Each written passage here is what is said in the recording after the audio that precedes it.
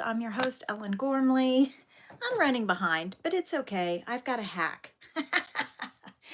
so, I have a fitness hack to share with you. So, the fitness hack is this: plan to get up early, okay, before work to do fitness, whatever suits you. Then hit your snooze button 3 or 4 times. Then wake up and put on sports clothes underneath your work clothes so that all day you're ready to work out after work. As soon as work is over, hit the workout. Good morning, Brian. And then, as soon as work is over and you're wearing your workout gear and you're all ready to go make a box of Kraft macaroni and cheese, eat it, feel regret, and go right to bed. And repeat. That seems to be the pattern that I'm in this week. So anyway, don't do what I do what I say, or something like that. Good morning, Linda. Yeah, thumbs up so much. Thank you so much. Okay. So some of you have already seen that there's a new video out today. Yeah, Mary, good morning. Yes, it made it up to 0 today. So I know that you all in the South are really cold who are not used to this, and we're not used to this in the Midwest either. I mean, this only usually happens a few times a year for us, but I know this is like a once in a lifetime cold for you all. So stay warm, wear layers, don't be embarrassed to wear a hat. So do what you got to do to keep warm. Stay dry. It's a whole lot easier to warm up if you're dry. Keep your pets dry as possible. We know that huskies and big cold weather dogs love cold weather. So listen to them, but bring them in time to sleep. Like, I know they like to play out in the cold and they don't want to come in. New Orleans, they had an actual blizzard. Wow. Okay. Oh, poor New Orleans.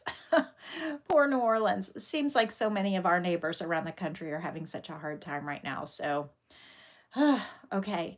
Some of you may have seen that I have a new video up today. So we were talking yesterday during the 5-Minute Crochet Podcast about the candy blanket and steeking. So I have decided to try yet another method. So Linda pointed out that there are videos on YouTube about how to successfully steek. And Carlene mentioned that there are videos, like if you work in a tube, and like instead of up, I think she's meaning, and if you do rows this way, that there's a way to steek that way. I'm not sure. I'll have to look it up. She sent me a link, so I'll have to look it up. And part of me doesn't want to, hey, woo, 9 above. Woohoo, Linda. You win. Good morning, Tammy. So part of me wants to look up the different ways that people have successfully steeked crochet. But also part of me is having fun figuring out my own method and just playing with it, because I don't want to steal other people's ideas, but they're out there for a reason. And so I just feel bad about doing that for my channel and pretending it's mine, but it's not mine. So if I find a good video, I'll maybe link it. Anyway, so my next idea was to make it, but so this down here is yeah, you want them to steal mine. Exactly. So the first couple rows I did 10 single crochet, chains across the gap to make the tube. And then this was, I think, 15. And so what I'm thinking is when I cut them, I wonder if I could just tie it in a knot on each side, like little fringe. So that could work perhaps if I literally tie a knot like fringe on either side. So I whatever I would decide, I would do the same all the way. I wouldn't just do different numbers of chain. But I was thinking as I was doing the 10 chains for the gap, that wouldn't be enough for me to tie it off. It'd be hard to tie it off. And so if I did 15 chains, I could tie it off. So yes, if I tied it off, there would be fringe on the blanket, whether I like it or not. If I wanted to work over all of that fringe or all of the whatever and like tuck those in, I could work over them, but I prefer to really not crochet over more than like 2 or 3 ends at a time, because then it starts to be bulky and to show through. And so this would be a lot of ends because there would be like 2 or 3 all the way along. You've never steeked knitting? Yeah, I think crochet is perhaps more difficult, but I'll defer to my knitting friends because I've never done that either, but I know lots of people have successfully steeked knitting. Um, so I'm thinking, but I don't really like, sorry, I don't really like fringe. Good morning, Bonnie. So I don't really want fringe on my blanket. The other idea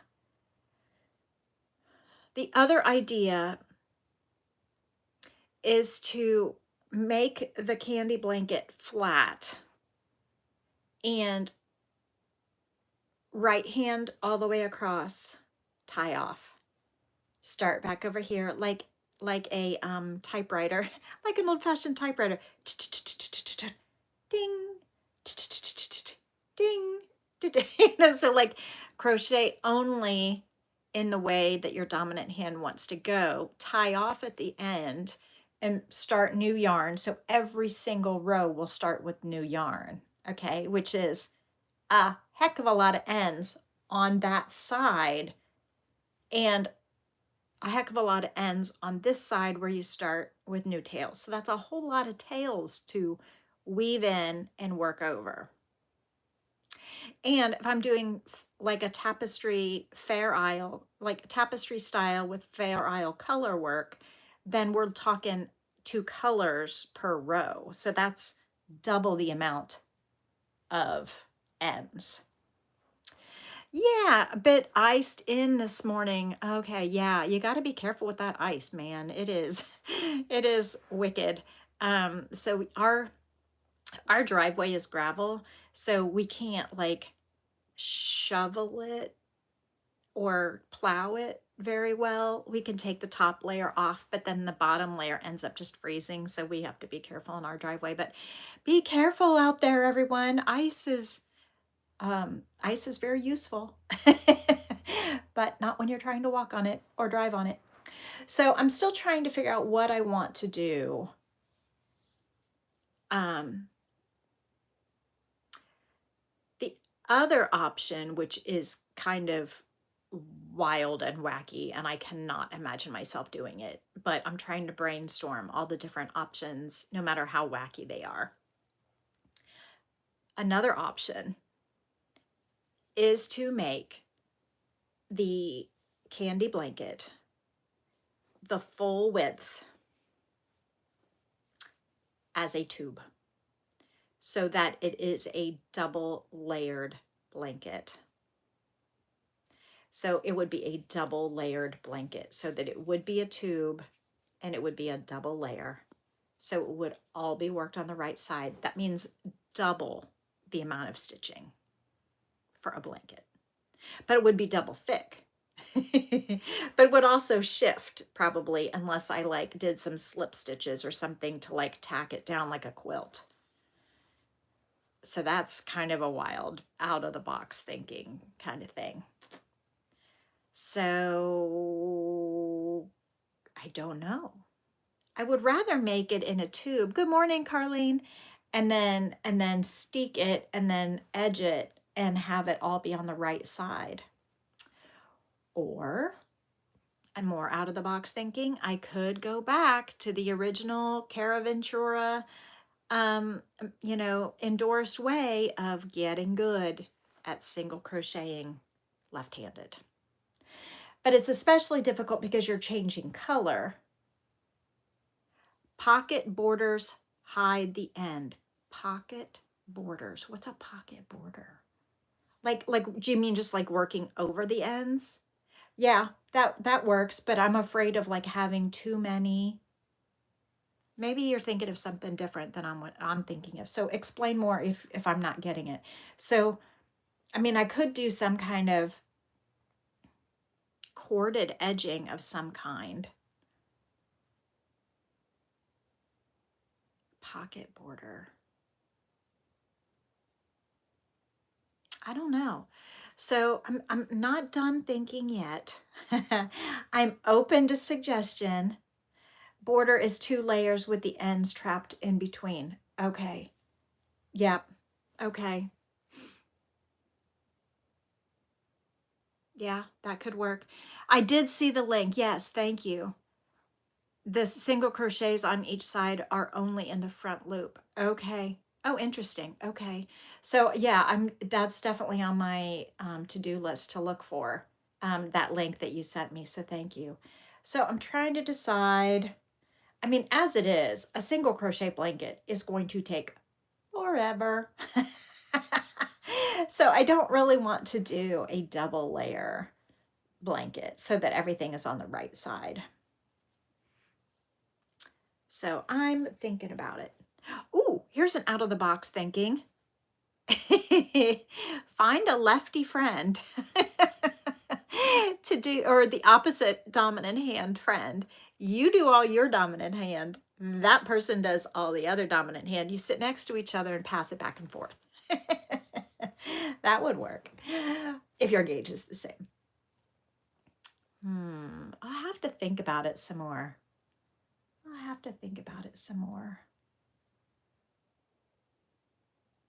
Yeah. I don't know.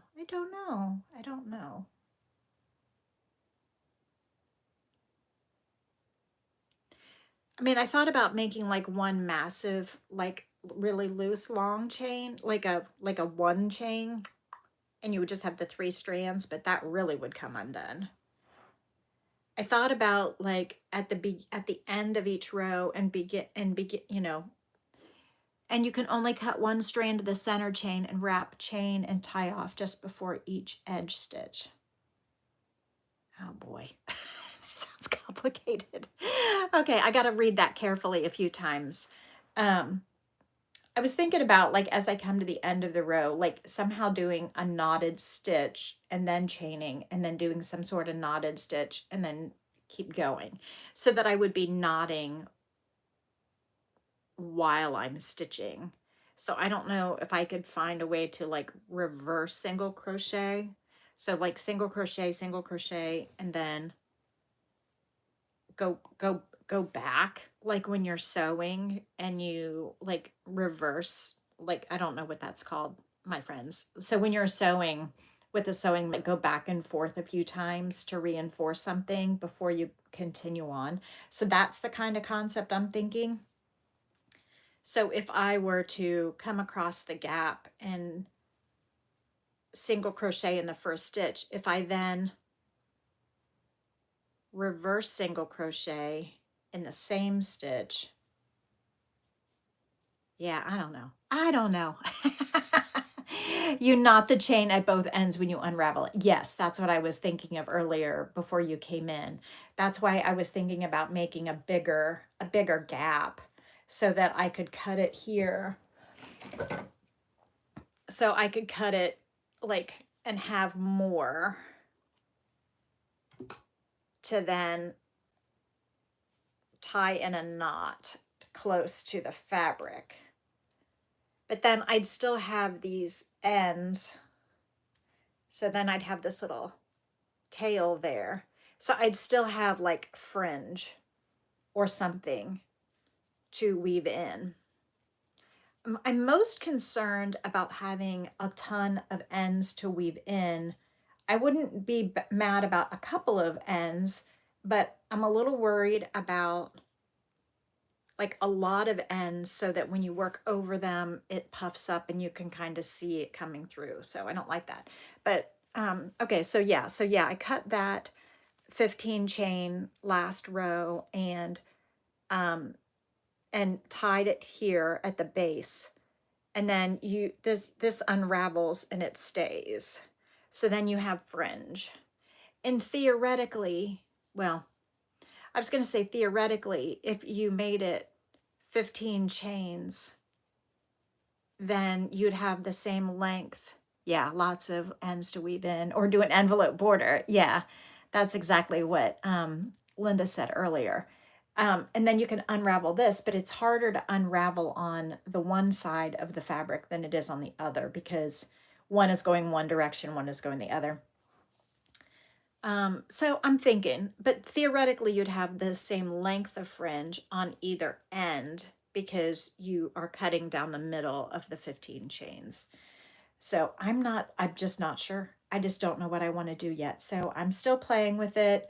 I'm still trying to decide. I kind of like this idea the best so far, but unraveling on the one side is difficult, and I don't want to have to do that with every row. So I don't know. See, because this side you have to like untangle it more than just pull it. Um, so I'll have to think about that. I'll have to think about it. It's all right. So I want to do something that is going to be friendly for most people. So using the non-dominant hand is not necessarily the best solution. Going like a typewriter and starting each new row on just your dominant side so that you're not turning and going back. You're like working, tying off, join, work, tie off, join, work, tie off. That might be what I end up doing, because I think that might be the easiest of the possible solutions. Then there are ends on either side to when you join in and when you cut off still, but it's not as cumbersome as cutting, tying, unraveling, pulling. um, and then I'll have to come up with a better solution for the ends. You sent Vicki Brown's free printed tutorial. I know, I printed it out. Thank you. I haven't read it yet, but thank you so much for that. I do appreciate it. So I'm just looking at all the different things and trying to figure it out myself. One of the things that I have greatly admired about some other crochet designers is that they have like pioneered things, and I don't feel like I've ever pioneered anything. You know, Lorinda Reddig, pioneered the like double-sided intarsia, which was phenomenal and hard. um, Brianna Kay has, pioneered some really amazing things. Carol Ventura, kind of pioneered the whole tapestry crochet thing. There's a lot of people who've, Darla Fanton has pioneered the whole double-ended crochet thing. And what I haven't pioneered anything. I haven't founded anything. I haven't come up with something brand new that no one else does. Each design, of course, is mine, but I haven't invented a technique. I don't know how many more techniques are out there to be invented. I don't know. But I've always wanted to be synonymous with a technique, and maybe one day I'll figure it out. Yeah. Oh, thank you, Carlene. I don't know. I don't know if I'll be able to solve it in a new way. It seems like all of the ideas are out there already, and we just maybe have to unearth them again or revive them again if they're in the past, that there is a certain zeitgeist. You have Lorinda's book, haven't done that yet either. I have had it for years, and she's a phenomenal designer, but man, I don't know if I have the patience to learn that something that intricate. I really would need to have the passion for it, and I'm not sure that I do. Okay, I have to go now, but it's been wonderful talking to you. If you missed the video out today, please go ahead and watch the Steek video. Good morning, Joyce. And there's a little puppy video at the end if you're interested in that. But I hope you have a fantastic and warm day wherever you are. Not too warm if you're, in our other regions where it's warmer. But I hope you have a nice cozy day, and that you stay safe and warm, and that optimism is the prevailing feeling. So I hope you have a good one. And I will see you tomorrow. I think it's before 8 a.m., but if I have a gap in my day, I'll do that instead. So who knows? I am nothing but irregular with my timing. So I'll see you when I see you. Take care. Bye.